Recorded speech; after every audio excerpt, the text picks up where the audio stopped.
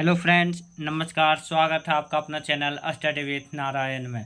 दोस्तों, आज हम लोग 20 फरवरी का जो एसएससी जीडी का एग्ज़ाम हुआ था, सभी शिफ्ट, इसमें पहला, दूसरा और तीसरा शिफ्ट का जीके और जीएस जितना भी क्वेश्चन है सब हम लोग देखेंगे। जो भी क्वेश्चन प्राप्त हुआ है वो हम लोग देखेंगे। तो स्टार्ट करते हैं आज का क्लास। पहला क्वेश्चन, रंगास्वामी कप किस खेल से संबंधित है? ये शिफ्ट 1 का है। तो रंगास्वामी कप जो संबंधित है वह हॉकी से। हॉकी से जो अन्य कप है वह है आगा खां कप, ध्यानचंद ट्रॉफी और अजलान शाह कप।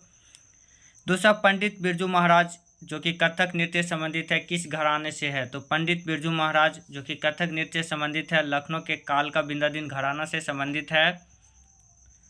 तीसरा, भारतीय संविधान का आर्टिकल 21A के तहत भारत में कितने वर्ष की आयु के सभी बच्चों को मुफ्त और अनिवार्य शिक्षा प्रदान करना है? तो आर्टिकल 21A के तहत जो सभी बच्चों को मुफ्त और अनिवार्य शिक्षा प्रदान करना वह है 6 से 14 वर्ष की आयु के बच्चों को।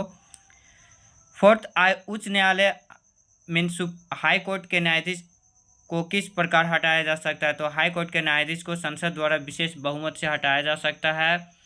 पांचवा, हाल ही में लोकसभा और राज्यसभा दोनों ने महिला आरक्षण विधेयक बिल 2023 पारित किया है, जो कि 128वां संवैधानिक संशोधन विधेयक है और 106वां संविधान संशोधन अधिनियम 2023 के तहत महिलाओं को जो आरक्षण प्रदान किया गया है लोकसभा और राज्यसभा में, वो कितने प्रतिशत दिया गया है? तो वह है 33%। छठा, भारत रत्न पाने वाले प्रथम संगीतकार कौन थे? तो भारत रत्न पाने वाले प्रथम संगीतकार MS सुब्बुलक्ष्मी, जो कि मदुरै तमिलनाडु से संबंधित है। यह कर्नाटक संगीत की गायिका थी। इन्हें 1998 में भारत रत्न दिया गया था। फ्रेंड, अभी वर्तमान में 2024 में 5 कोई को भारत रत्न दिया गया है। कर्पूरी ठाकुर, लाल कृष्ण आडवाणी, चौधरी चरण सिंह, PV नरसिम्हा राव और MS स्वामीनाथन को। सातवां, भय मुक्त राज्य बनाने के लिए 2023 का डॉक्टर भीमराव अंबेडकर पुरस्कार किसे दिया गया है? तो भय मुक्त राज्य बनाने के लिए 2023 का डॉक्टर भीमराव अंबेडकर पुरस्कार यूपी के CM योगी आदित्यनाथ को दिया गया है। आठवां, योजना आयोग का नाम बदलकर 2015 में क्या किया गया? तो योजना आयोग का नाम बदलकर 2015 में नीति आयोग किया गया था, जिसका फुल फॉर्म होता है national institution for transforming India. 1 जनवरी 2015 को इसे बदला गया। योजना आयोग जो 15 मार्च 1950 को आया था USSR यानी सोवियत संघ से लिया गया था। कुल 12 पंचवर्षीय योजना चालू हुआ था, जो कि लेटेस्ट पंचवर्षीय योजना था 2012 से 2017 के बीच 12वीं पंचवर्षीय योजना। नौवां, पहली आर्थिक जनगणना पूरे देश में लक्षद्वीप को छोड़कर कब की गई थी? तो पूरे देश में पहली आर्थिक जनगणना 1977 में की गई थी, इसमें लक्षद्वीप को छोड़कर की गई थी। जो यह जनगणना किया गया था, आर्थिक जनगणना, वह DES director of economics and statistics के सहयोग से किया गया था। 10वां, भारतीय उपमहाद्वीप की सबसे पुरानी लिपि कौन सी है? तो भारतीय उपमहाद्वीप की सबसे पुरानी लिपि ब्राह्मणी लिपि है। 11, मेंडलीव की आवर्त सारणी में कितने तत्व थे? तो मेंडलीव की आवर्त सारणी में 63 तत्व थे, जो कि इन मेंडलीव जो आवर्त सारणी अपना जो सजाए थे वह परमाणु द्रव्यमान के अनुसार सजाए गए थे, जो कि गलत हो गया था। अभी वर्तमान में जो मोस्ले का आधुनिक मॉडर्न पीरियोडिक टेबल है वह एटॉमिक नंबर के अनुसार सजाया गया है। 12, भारतीय प्रतिस्पर्धा आयोग mean competition commission of India, जिसका स्थापना 14 अक्टूबर 2003 को हुआ था, कि वर्तमान अध्यक्ष कौन है? तो रवनीत कौर। 13, सत्य शोधक समाज के संस्थापक कौन थे? तो सत्य शोधक समाज के संस्थापक ज्योतिबा फुले थे। इसका स्थापना सत्य शोधक समाज का 1873 को पुणे में किया गया था। नरेंद्र मोदी स्टेडियम कहाँ है? 14 नंबर क्वेश्चन, अहमदाबाद के मोटेरा में। फ्रेंड, ये था GS का क्वेश्चन। अभी इसमें से कुछ हिंदी ग्रामर है वो देख लेते हैं। झांसा देना मुहावरा का अर्थ है धोखे में डालना या फिर धोखा देना। अलादीन का चिराग, ये भी मुहावरा था, इसका अर्थ है आश्चर्यजनक या फिर अद्भुत वस्तु। धर्म का विलोम अधर्म, स्थिर का अस्थिर, नश्वर का शाश्वत। उदार का पर्यायवाची शब्द उदार का पर्यायवाची शब्द होगा दरिया दिल, सरल, विनीत, शिष्ट, सहृदय, महामना, विशाल और सज्जन। अब हम लोग शिफ्ट 2 का GS GK देखेंगे। अमृतसर की संधि कब हुई थी? तो अमृतसर की संधि 25 अप्रैल 1809 को अंग्रेजों और राजा रंजीत सिंह के बीच हुआ था। दूसरा, नीति आयोग को कहा जाता है? तो नीति आयोग को थिंक टैंक भी कहा जाता है। तीसरा, 2011 की जनगणना के अनुसार सर्वाधिक महिला साक्षर राज्य कौन सा है? तो 2011 की जनगणना के अनुसार सर्वाधिक महिला साक्षर राज्य है वह केरल। सबसे ज़्यादा पुरुष साक्षर राज्य भी केरल हो जाएगा, और सबसे कम पुरुष साक्षर राज्य में बिहार, और सबसे कम महिला साक्षर राज्य में राजस्थान जाता। फ्रेंड, 2011 की जनगणना से लगभग हर शिफ्ट में क्वेश्चन दिया हुआ है, तो ये वाला अच्छे से आप सब देख लीजिएगा। आर्टिकल से भी हमेशा क्वेश्चन आया हुआ है हर शिफ्ट में। इसमें जो कि सेकंड शिफ्ट है उसमें आर्टिकल 333 के बारे में पूछा गया था, जो कि एंग्लो इंडियन से संबंधित है, जिसमें कि विधानसभा में राज्यपाल द्वारा मनोनयन किया जाता था, परंतु अब एंग्लो इंडियन को हटा दिया गया है 104वां संविधान संशोधन के द्वारा। राज्यपाल की नियुक्ति आर्टिकल 155 के तहत राष्ट्रपति द्वारा की जाती है, ये भी पूछा हुआ था। छठा, वर्तमान में सीडीएस कौन है? तो वर्तमान में दूसरे सीडीएस हैं अनिल चौहान। पहले जो सीडीएस थे उनका नाम आप लोग कमेंट बॉक्स में टाइप जरूर कीजिएगा। सातवां, बोनालू उत्सव किस धर्म से संबंधित है? ये पूछा हुआ था। तो बोनालू उत्सव हिंदू धर्म से संबंधित है, जिसमें महाकाली की पूजा की जाती है, जो कि तेलंगाना राज्य में मनाया जाता है। आठवां, बांसुरी वादक कौन थे? ये ऑप्शन दिया हुआ था पन्नालाल घोष। तो पन्नालाल घोष एक बांसुरी वादक थे। नौवां, आंध्र प्रदेश के राज्यपाल का नाम क्या था? तो आंध्र प्रदेश के राज्यपाल का नाम था एस अब्दुल नजीर।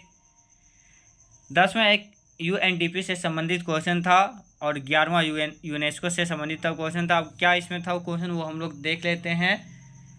जो भी क्वेश्चन होगा हम लोग यूएनडीपी और यूनेस्को के बारे में पूरा जान लेते हैं। यूएनडीपी जिसका फुल फॉर्म होता है यूनाइटेड नेशन डेवलपमेंट प्रोग्राम, जिसकी स्थापना 1965 में हुआ था, हेडक्वार्टर न्यूयॉर्क है।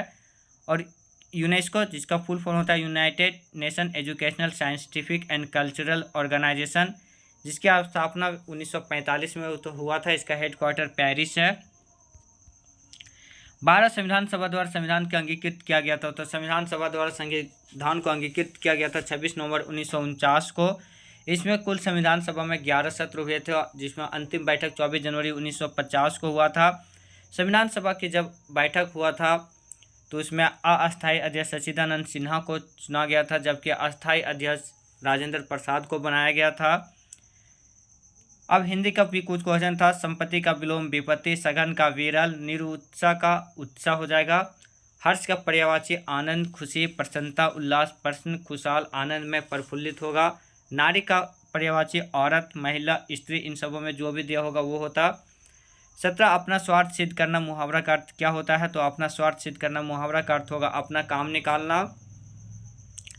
18, बैडमिंटन से संबंधित शब्द दिया हुआ था, वो चूज करना था, लेकिन हम लोग का यहाँ पता नहीं कौन शब्द दिया हुआ था, तो हम लोग यहाँ पे जान लेते हैं बैडमिंटन से संबंधित जो भी सारे शब्द है उसके बारे में। Service, court, shuttlecock, love, net, hit, forehand, drop, backhand, smash और डबल फॉल्ट, ये बैडमिंटन से संबंधित शब्द हैं। 19, आरबीआई का मुख्य उद्देश्य क्या है? तो ऑप्शन जो भी दिया होगा उसके मुताबिक इसको हम लोग कर सकते हैं। आरबीआई का मुख्य उद्देश्य जो भी दिया होगा ऑप्शन। 20वां, लिएंडर पेस संबंधित है, तो लिएंडर पेस टेनिस से संबंधित है।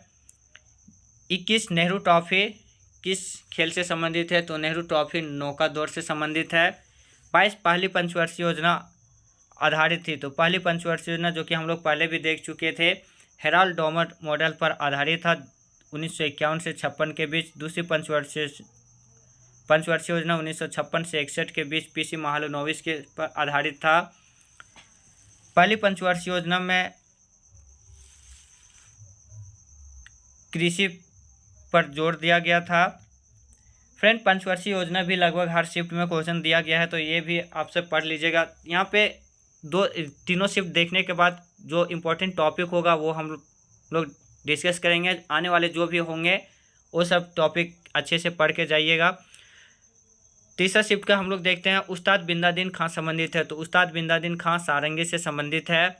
गांधी इरविन समझौता कब हुआ था? तो गांधी इरविन समझौता 5 मार्च 1931 को हुआ था। पूना पैक्ट से संबंधित क्वेश्चन था। अब इसके बारे में क्या क्वेश्चन था वो क्लियर पता नहीं चला, तो हम लोग पूना पैक्ट के बारे में जान लेते हैं। पूना पैक्ट जो कि महात्मा गांधी और BR अम्बेडकर के बीच 24 सितंबर 1932 को हुआ था अरवदा सेंट्रल जेल में। चौथा, चंपारण सत्याग्रह कब हुआ था? तो चंपारण सत्याग्रह 1917 में हुआ था गांधी जी के नेतृत्व में, जो कि भारत में गांधी जी का ये पहला सत्याग्रह था। 5वां, समुद्री सीमा भारत कितने देशों के साथ साझा करता है? तो भारत समुद्री सीमा 7 देशों के साथ साझा करता है। वो कौन 7 देश है वो भी हम लोग जान लेते हैं। पाकिस्तान, बांग्लादेश, म्यांमार, इंडोनेशिया, श्रीलंका, मालदीव और थाईलैंड, ये 7 देश हैं जिसका जलीय सीमा यानी समुद्री सीमा भारत से संबंधित है। मौलिक अधिकार से संबंधित क्वेश्चन भी पूछा हुआ था। तो मौलिक अधिकार से अब क्या क्वेश्चन था, जो ऑप्शन दिया होगा उसी के मुताबिक हम लोग जान सकते हैं। मौलिक अधिकार जो कि जिसे हम लोग मैग्ना कार्टा भी बोला जाता है भारतीय संविधान का, भाग 3 में है, आर्टिकल 12 से 35 के बीच में। वर्तमान में मौलिक अधिकार है वह है 6, और जो संपत्ति का अधिकार मौलिक अधिकार था उसे 1978 44वां संविधान संशोधन 1978 के द्वारा इन्हें मौलिक अधिकार से हटाकर संपत्ति का अधिकार को मौलिक अधिकार से हटाकर विधि अधिकार यानी कानूनी अधिकार बनाएगा आर्टिकल 300 के 1 के तहत। वर्तमान में 6 मौलिक अधिकार है जो कि रशिया से अमेरिका से लिया गया है मौलिक अधिकार। 7वां हरित क्रांति से संबंधित क्वेश्चन था। तो हरित क्रांति 1966 में हुआ था। 1960 से 70 के दशक में भारत में MS स्वामीनाथन इनके प्रेरणा थे। जो भारत में जिस फसल का सबसे ज़्यादा प्रभाव पड़ा था हरित क्रांति में वह था धान और गेहूँ। अगर इनमें से पूछा जाएगा धान और गेहूँ में भी सबसे ज़्यादा तो वह गेहूँ हो जाता। विश्व में हरित क्रांति के जनक नॉर्मन बोरलॉग को कहा जाता है, जिन्होंने मैक्सिको से हरित क्रांति की शुरुआत की थी। ये अमेरिकन कृषि वैज्ञानिक थे। MS स्वामीनाथन को 2024 में हरित क्रांति में ही योगदान के लिए इन्हें भारत रत्न से भी सम्मानित किया गया है। 8वां गोल्फ से संबंधित शब्द, तो एस, एड्रेस, वेब, अवे, कैडी और कार्ट, ये सब गोल्फ से संबंधित शब्द है। 9वां कौन सी पंचवर्षीय योजना में 5 IIT का गठन किया गया था? तो पहली पंचवर्षीय योजना में ही 5 IIT का गठन किया गया था। तो फ्रेंड ये था शिफ्ट 1, 2 और 3। 4th का पूरा क्वेश्चन अच्छा से नहीं मिल पाया जिसके कारण वो नहीं करवा पाए हैं।